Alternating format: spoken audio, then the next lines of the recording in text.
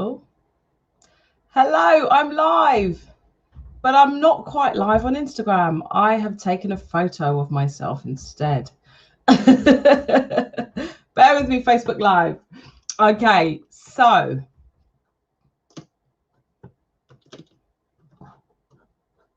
hello and welcome to another episode of Between the Covers. Between the Covers, I hear you say. What is that all about? Why is it called Between the Covers? Well, Between the Covers is all about getting right down into the covers of books. What does that mean? So often we look at books on the bookshelf and we may admire their beauty. We may even take them down. We may read the blurb or look at the front cover, but we don't look at what it really takes to actually write and publish a book.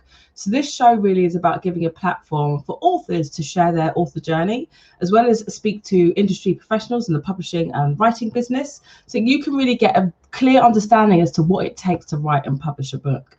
So before I introduce my awesome and amazing guest and start the show, I will introduce myself.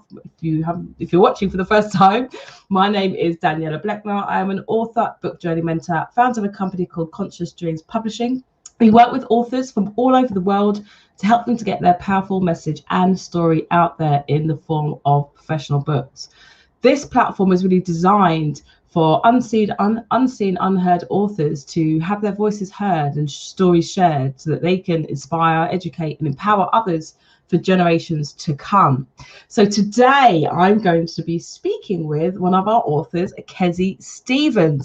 She is amazing. She's written a book, her first book of many, one of many, I'm sure, called A Guide to Life, African Proverbs Made Relevant Today, looking at the current climate and definitely looking at what's been going on over the last week or so, well, definitely since the match. I think this book is super important, especially for those who are of dual heritage. When I say dual heritage, I mean from those who are from the African Caribbean diaspora. Connecting us back to our roots and connecting us back to proverbs that can help us in our life today. And that's what this book is all about. So before I introduce our lovely Kesi, I'm going to read a little bit from her bio. So Kesi Steven is a British-born Caribbean woman raised in a home where she was taught that she can be and achieve anything her heart desires. This freedom has allowed her to explore, create, and become the free thinking and speaking woman she is today. Kesi is passionate about many things, from creative writing, art and design, filmmaking, Afrocentrism, I can't say the word, Afrocentrism, it's the last bit, Afrocentrism, spiritualism, storytelling, and has a natural gift for bringing what she desires into reality.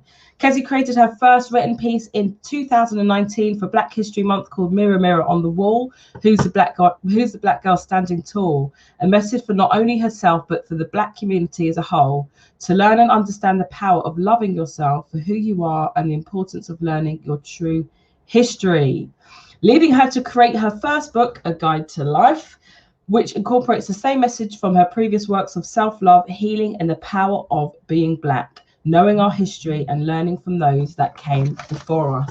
Now, please do throw up some hearts, throw up some love. Please do, if you're watching, let us know where you're watching from. If you're an author, if you want to be an author, do say hello. This is an interactive show. I'm going to call Kesi onto both. It's not letting me invite you, Kesi. I'm going to invite Kesi onto Instagram and onto LinkedIn and onto Facebook all at the same time. Pray for me as I do this. If you're watching, thank you so much. Please do share this out and show us some love. Keep up the good work. Thank you, Ingrid. Ingrid's also one of our awesome and amazing authors. Oh, she's coming in. And if you could let me know if the sound is okay, that would be fantastic. Kesi. Hello. Hello, darling. How are you doing? I'm good, thank you. I'm very good. Good.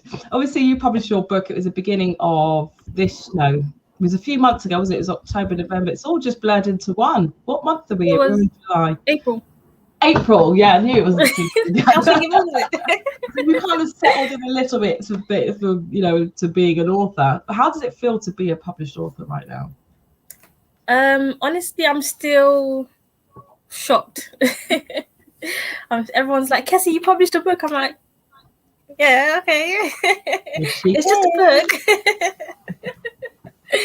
But yeah, I'm starting to sort of celebrate more loudly now and stop being a bit shy about it. So stop playing a humble card. I've always been a humble person, so I just need to be more loud about it.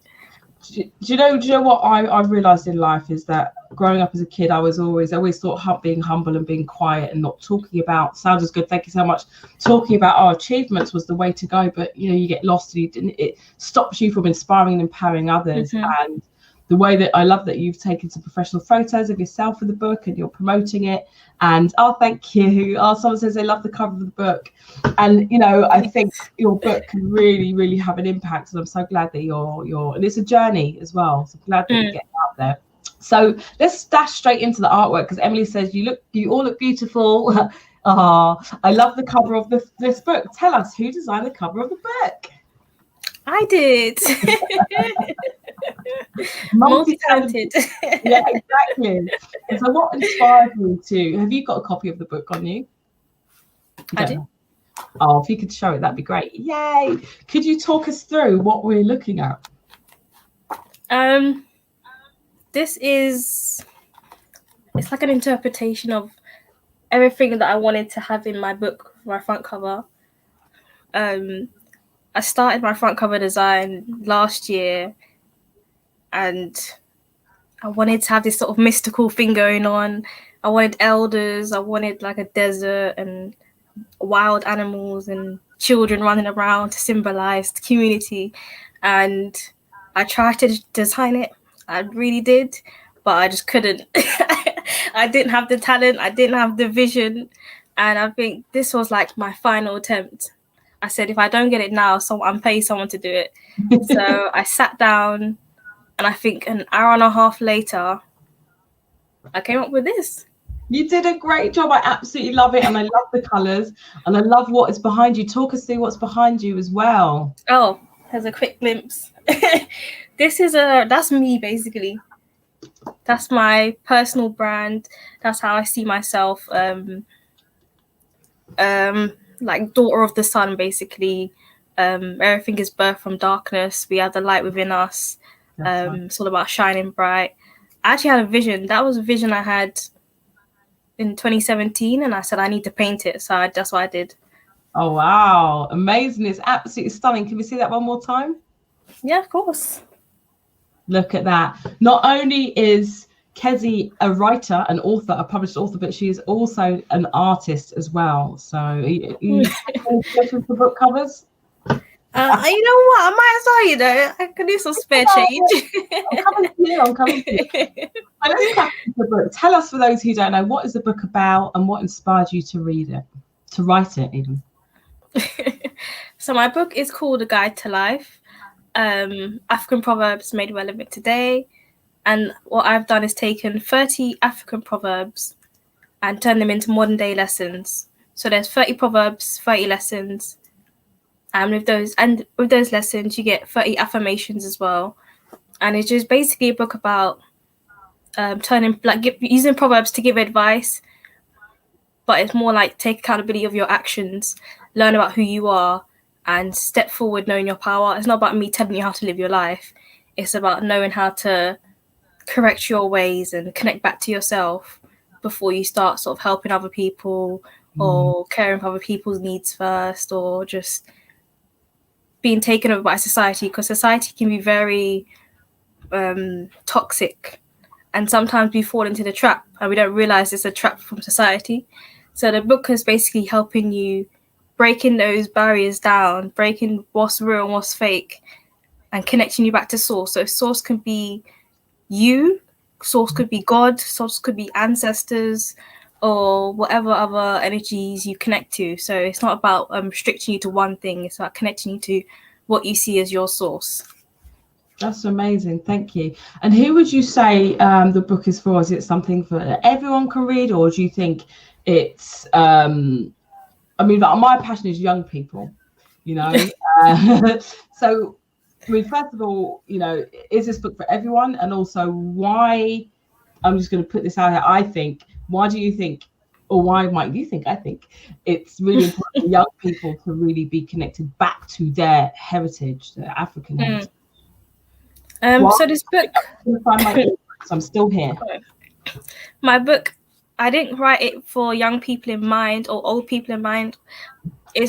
I've written the book for whoever has the capacity to understand. You know what I'm saying?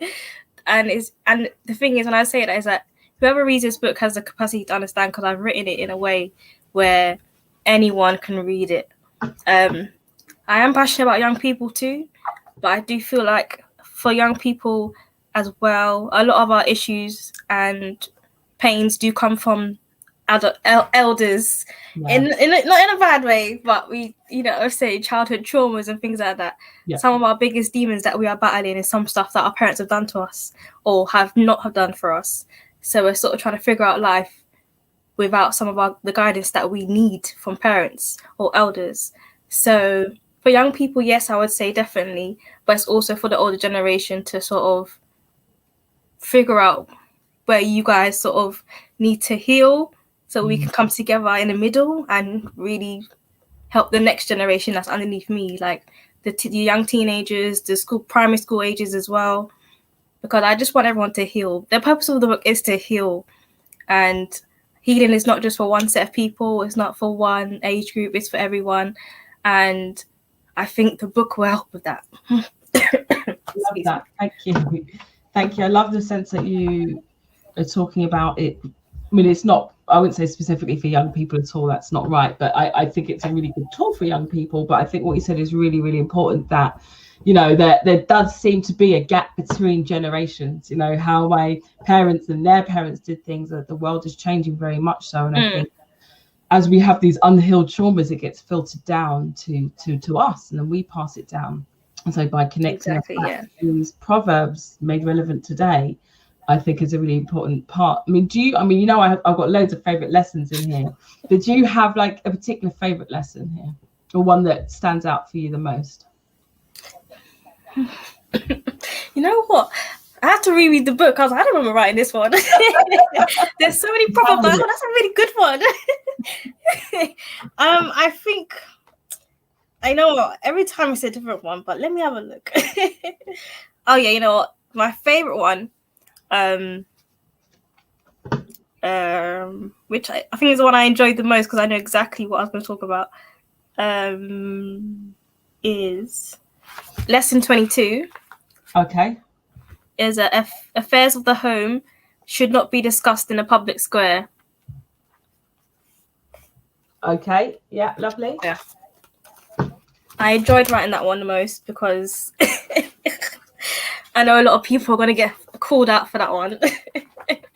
Talk to us. Tell us more. When I saw this proverb, I said, you know what? The amount of us that like to share our business online and then get offended when people get involved is ridiculous. Yeah. So I thought, you know what? Let's write about that, and let me be honest. If you put it online, it's no longer your content. It's no longer your business. It's everyone's business. If you post a picture online, they own it. If you post your business about your family, your children, the biggest one for me is when people post their children online. I'm like, listen, you don't own that content no more. So when people start giving you parenting techniques and things like that, and you're complaining, you can't complain because that's what the internet is for. Put it out there. Naya says, hi Naya. I'm going to show some comments here. And when did you know it was going to be a book? Oh, she's got a couple of questions. The first one was, what was the first one you wrote? First proverb. What was the first proverb you wrote? Yeah, everything is in order. So lesson 1 is the first one, which is when a shepherd comes home in peace, the milk is sweet. Ethiopian proverb. Oh, I love that. And another thing, the first one I wrote, yeah, definitely. Each lesson is from a different country, which is highlighted underneath there on the map, which I love as well. I'm very visual myself, so I love that. And her other question was, when did you know it was going to be a book? So it was originally a blog, which I started, I want to say March, maybe April. By June, I think I started writing the book. I sort of limited the blog posts and started planning to write the book. I sat down, I collected the 30 proverbs that I wanted to write, and then just started writing. I love it. Nia says that she absolutely loves this. Leah's on Facebook. I don't know if you're on Facebook, but you two should definitely connect. I know that Nia does cards. She designs cards as well. So maybe that's something there. That's beautiful. Yes, please, because I have an idea. Go on. That's my merch. Yes, definitely connect, Nia. This is going to be on Instagram as well. So if you can connect with Kesi that way, that would be amazing. Fantastic. Could you share with us one of your proverbs, please? Ooh, anyone in particular? You can go. I mean, I did love them all. At the end of each one, there's so you've got the lesson, you've got where the lesson's from, where the proverb's from, then you've got the map, and at the bottom you've got the content, you've got the affirmation. So I really love the one about, who you surround yourselves by in terms of friends, and choosing the right sort of friends. I think that's really important, especially in this current climate as well. So let's go for lesson 17. All right. Coptic Church, the Holy Coptic. We love your book, Kesi. Hey, Ace of Jack. Thank you. Shout some people out here. Hey, Tracy. Hey, Warren. Thanks for the support. If you've got any questions, please do throw them up as well. This is interactive. We want to hear from you too. Okay. Okay, lesson 17. If you want to lean on a tree, first make sure it can hold you. Cameroonian proverb.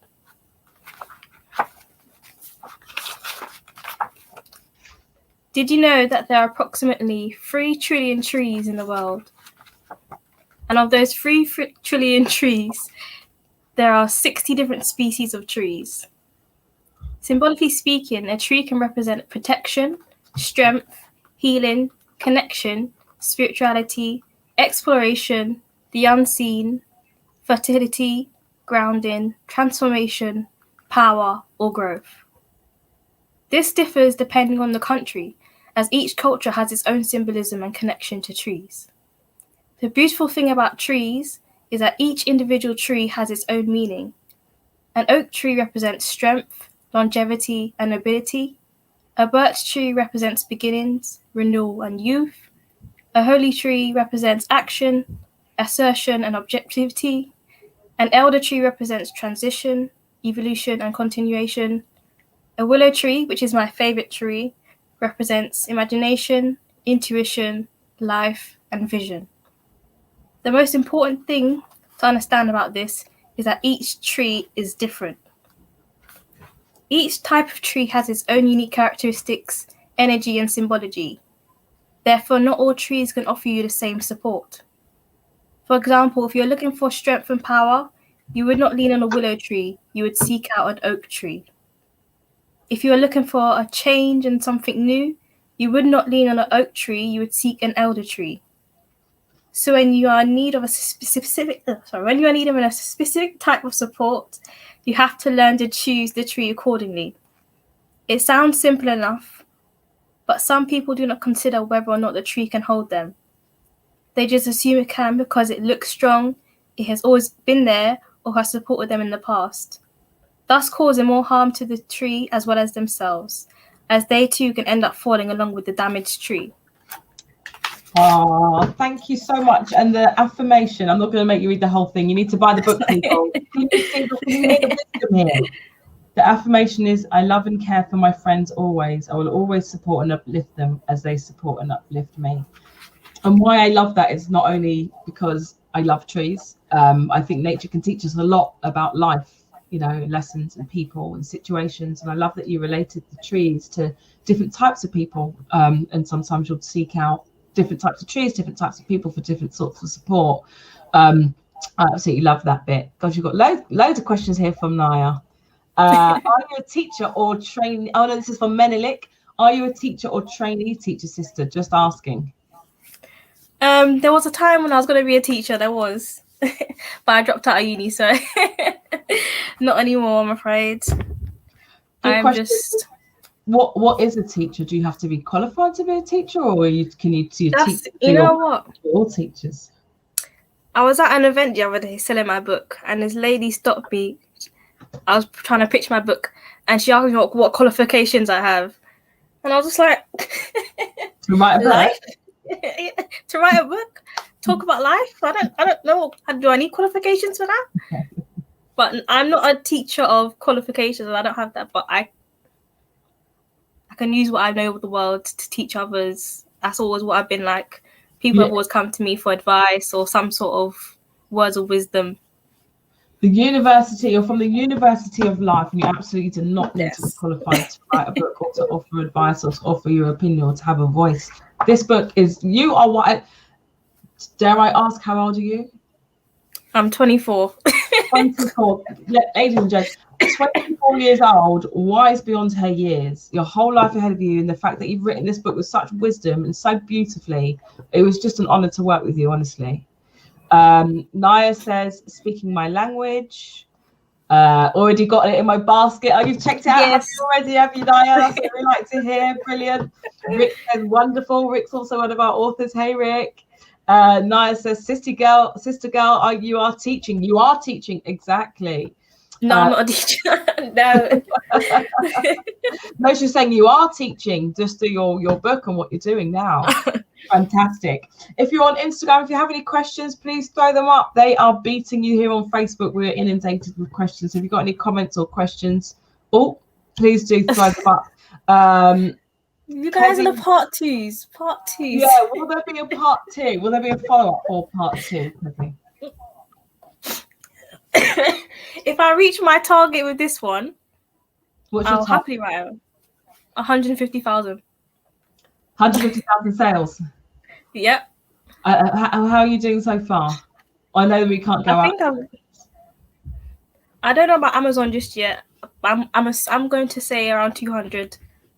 That's not bad. That's pretty good. That's pretty good. I see it. It's going to be done. Don't worry.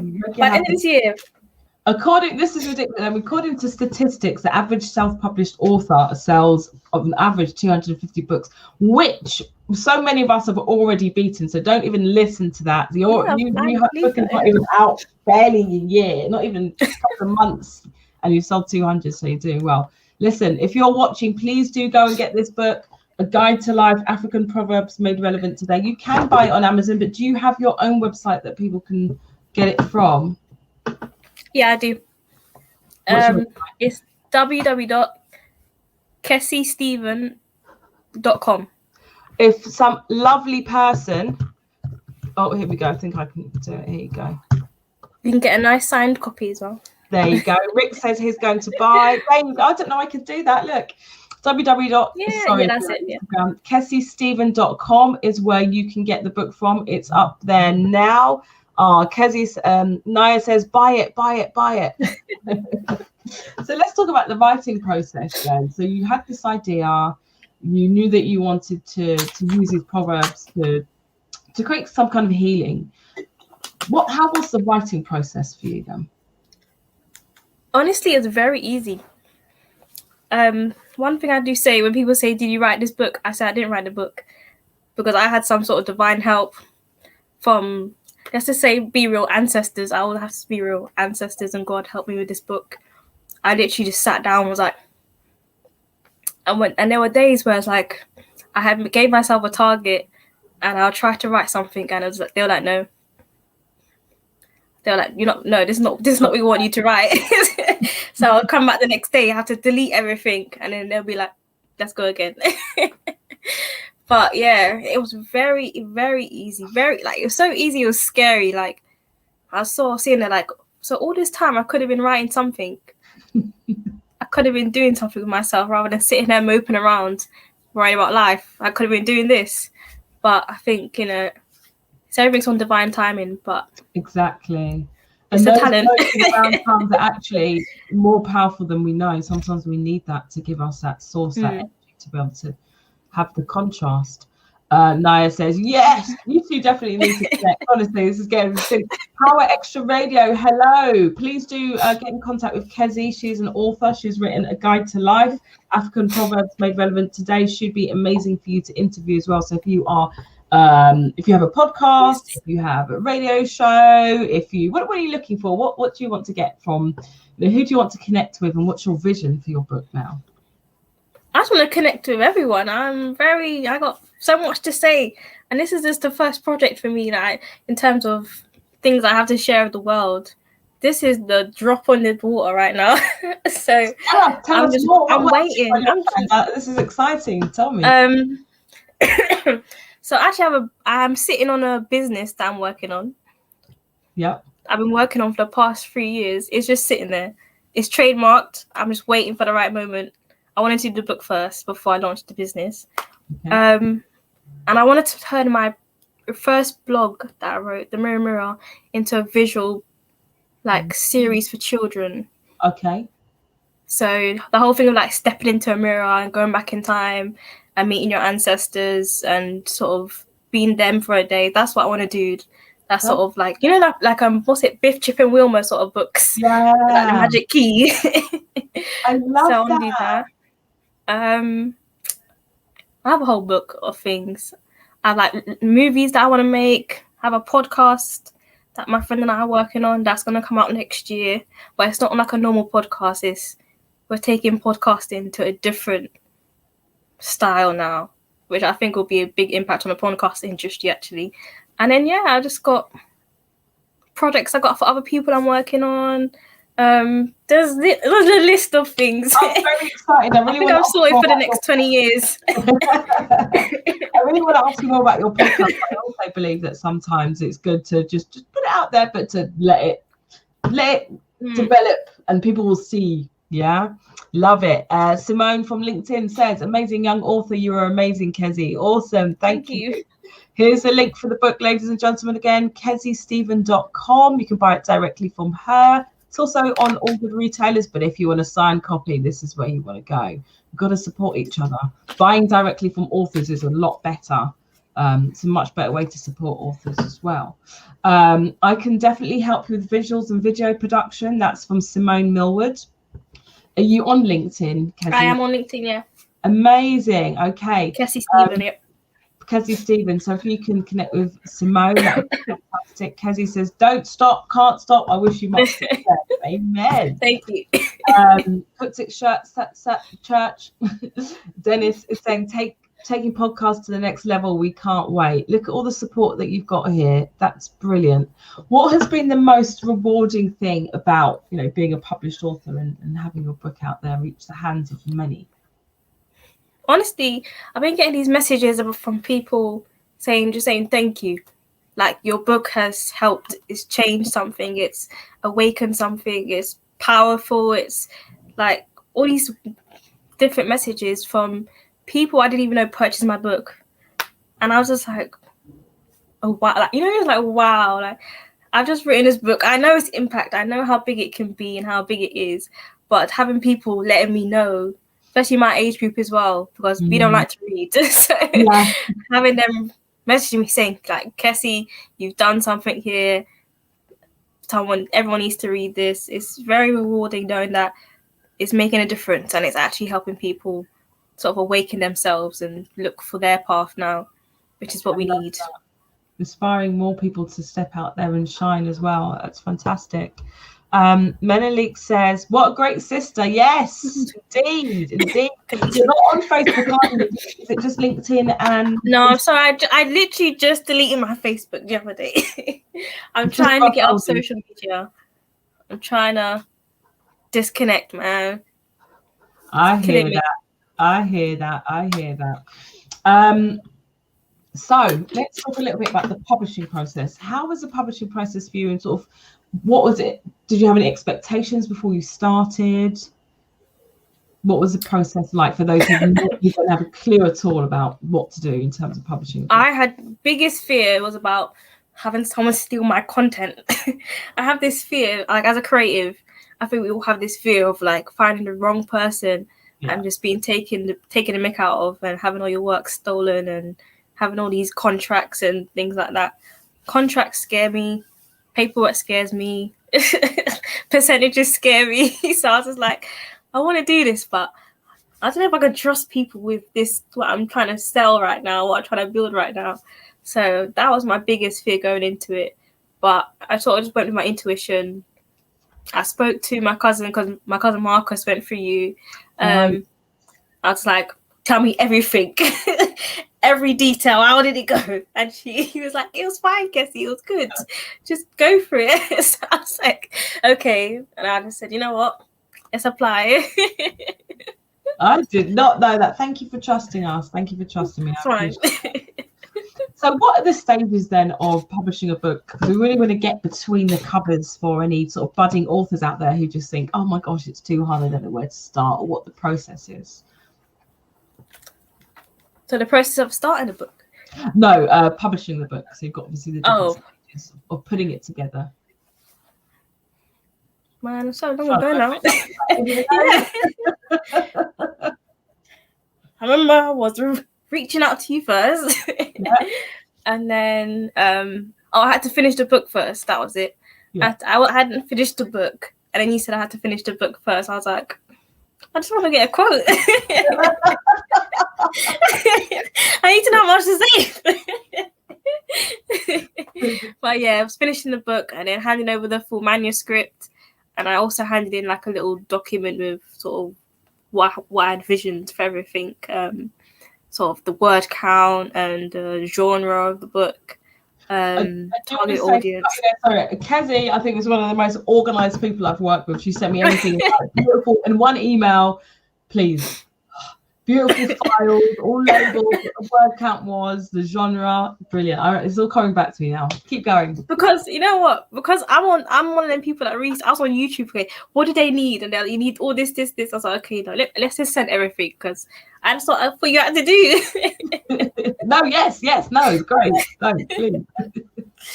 But yeah, after the manuscript, you have to wait for you to approve it first, and then it was signing the contracts and like the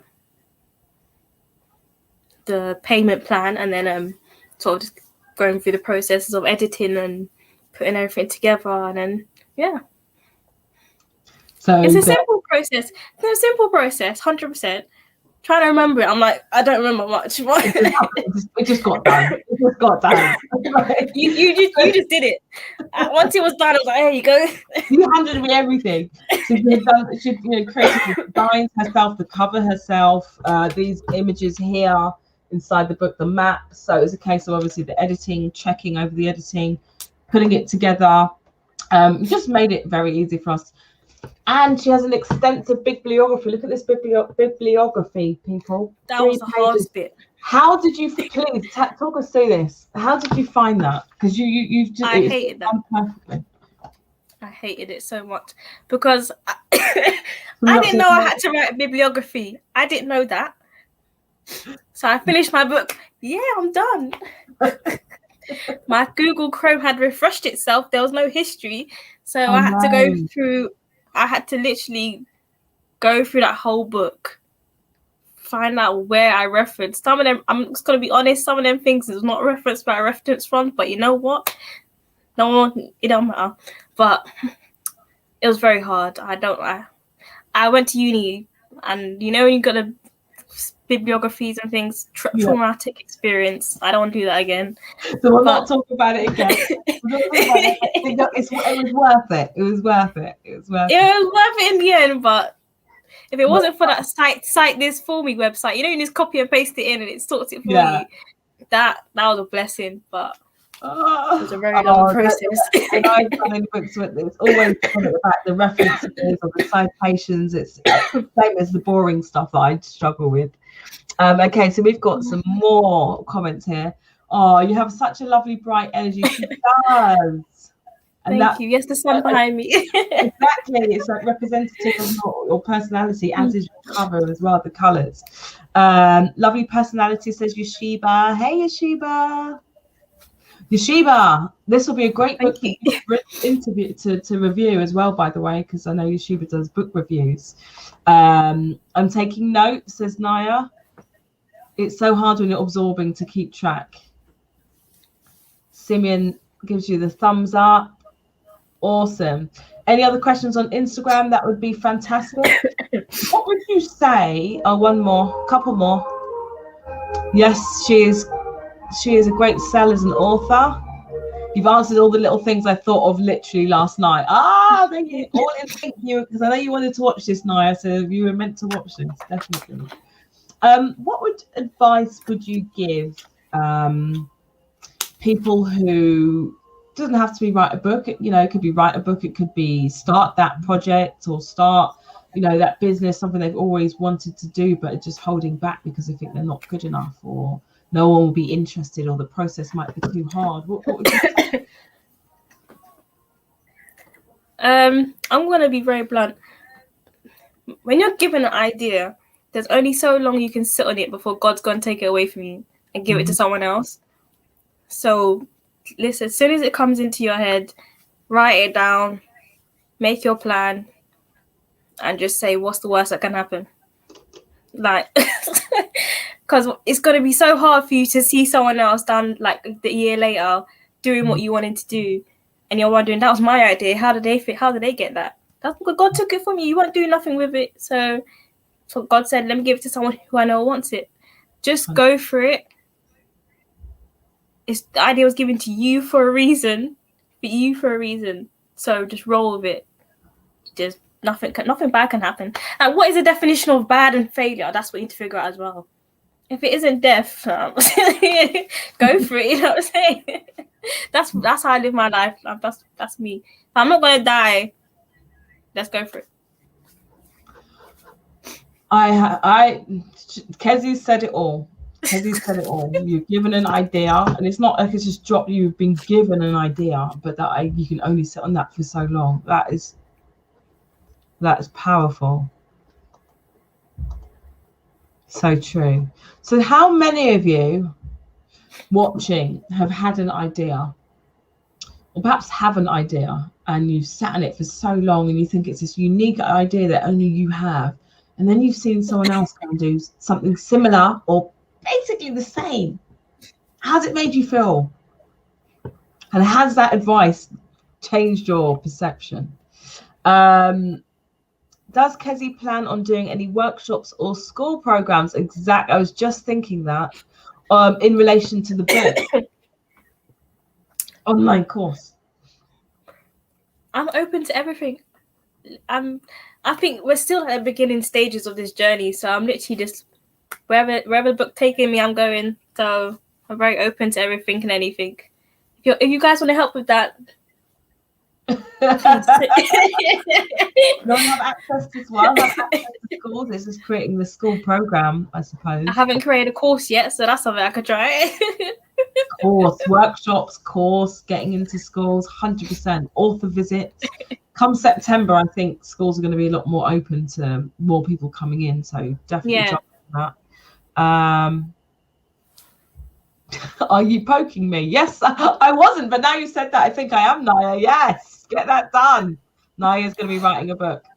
I'm here, can't wait to connect with you. Brilliant. We have an idea for book, actually. Don't worry, Daniela, we'll be seeing when we're ready. Okay. All right. My darling, I know that you're not very well, and you have done so well. 37 minutes. I'm good. I think we've kind of got everything we need to from you. You've got such a beautiful energy. Your book is amazing. You've got this real wisdom and humbleness with it at the same time. And I'm just wishing you all the best in everything that you do. And if you're watching this now, or if you're watching this on the replay, please do reach out to Kesi Steven, who is on LinkedIn and on Instagram. Where else can people find you? Oh, my website. There you go. That's about it. I'll be leaving everything end of this year. You get in contact now, because by end of the year, I'm trying to be off social media.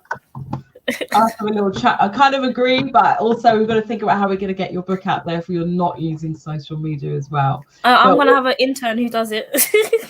That's what we're talking about. Exactly. intern, VAs. Anyway, we'll talk offline. Anyway, so thank you everybody so much for coming on and joining us on Between the Covers. My name has been Daniela Beckner, speaking to the awesome and amazing Kesi Steven, author of A Guide to Life, African Proverbs Made Relevant Today. Not just an author, an artist extraordinaire who'll be doing some amazing things, lots of things in the pipeline to come. So keep your eyes open. We will be back next week, 7 o'clock GMT, 2 p.m. EST, where I'll be interviewing another awesome and amazing author, and I'll let you know who that is next week. Have an awesome evening. Bye. bye.